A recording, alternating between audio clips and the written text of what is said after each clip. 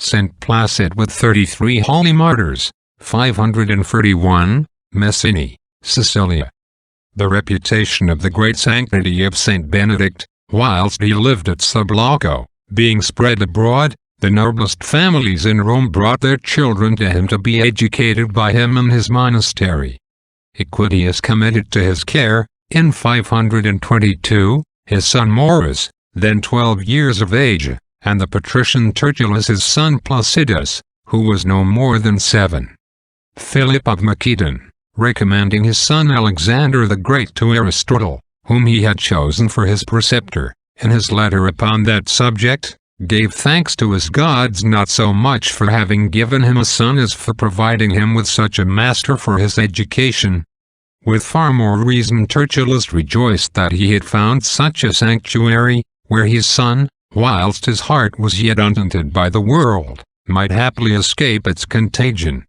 St. Gregory relates, that Placidus being fallen into the lake of Sublocco, as he was fetching some water in a pitcher, St. Benedict, who was in the monastery, immediately knew this accident, and, calling Maurus, said to him, "Brother, run, make haste.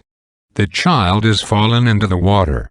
Maurus, having begged his blessing, ran to the lake, and walked upon the water above a bowshot from the land to the place where Placidus was floating, and, taking hold of him by the hair, returned with the same speed. Being got to the land, and looking behind him, he saw he had walked upon the water, which he had not perceived till then.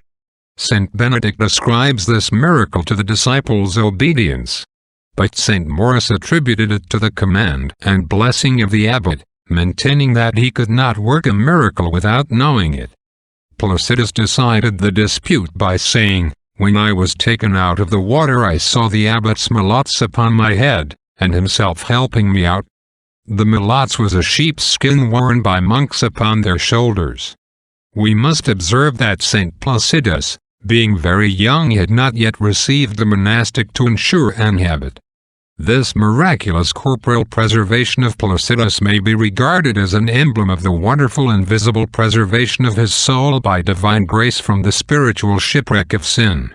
He advanced daily in holy wisdom, and in the perfect exercise of all virtues, so that his life seemed a true copy of that of his master and guide, the glorious Saint Benedict, who, seeing the great progress which divine grace made in his tender heart, always loved him as one of the dearest among his spiritual children, and took him with him to Mount Cassino in 528. The senator Tertullus, principal founder of this monastery, made them a visit soon after their arrival there, saw with pleasure the rising virtues of his son Placidus, and bestowed on Saint Benedict part of the estates which he possessed in that country, and others in Sicily. The holy patriarch founded another monastery upon these latter near Messina, a great city with a fine harbor, upon the straits which part Italy from Sicily. Of this new colony St. Placidus was made abbot. Dom Rabich de Freville, the present sub-prior of St. Germain-des-Prés, in his manuscript Life of St. Maurus, places the arrival of that saint at Angers in France, and the foundation of the Abbey of Glenfuel, in 543, the very year in which St. Benedict died.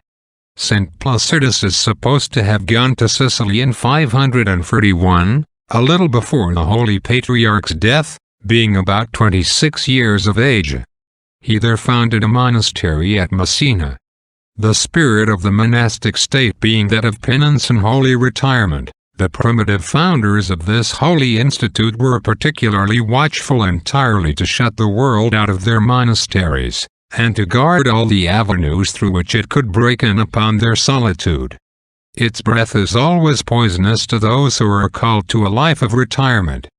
Charity may call a monk abroad to serve his neighbor in spiritual functions, but that person only can safely venture upon this external employment who is dead to the world, and who studies to preserve in it interior solitude and recollection, having his invisible food in sacred manna, and making it his delight to converse secretly in his heart with God, and to dwell in heaven.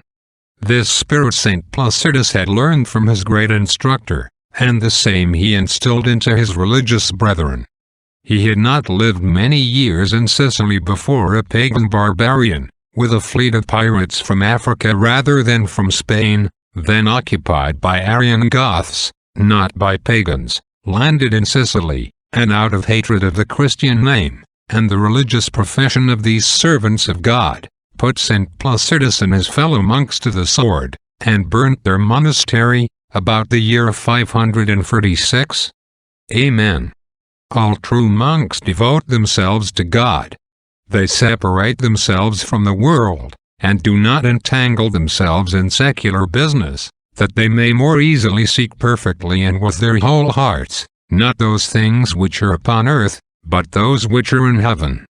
This is the duty of every Christian, as Origen elegantly observes, and as St. Paul himself teaches, according to the divine lessons of our blessed Redeemer.